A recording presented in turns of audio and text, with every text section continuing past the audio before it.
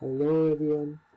তো লাস্ট ভিডিওতে আমরা দেখেছিলাম যে আমরা কিভাবে কটলিনে হ্যালো ওয়ার্ল্ড প্রোগ্রামটি রান করাতে পারি।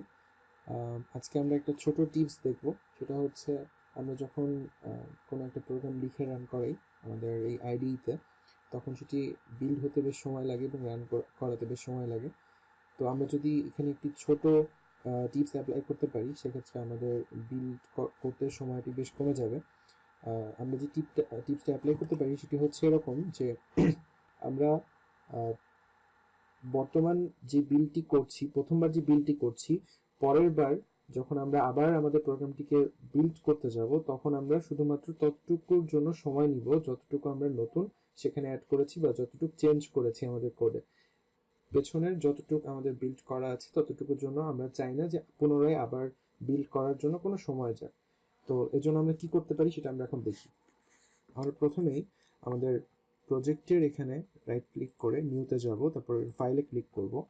এরপর আমরা একটি নাম দিব gradle ডট প্রপার্টিস। এই নামে আমরা একটা ফাইল তৈরি করব। ওকেতে ক্লিক করি।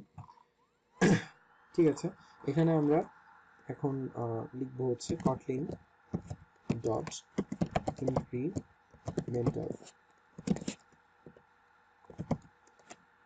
Equal to true. এইভাবেই আমরা একটি লাইন অ্যাড করে দিব। তো এখন যদি আমরা আমাদের প্রোগ্রামটিকে রান করাই, তাহলে আমাদের বিল্ড হতে আগের থেকে তুলনামূলক যথেষ্ট কম সময় লাগবে। সবাইকে থ্যাংক ইউ।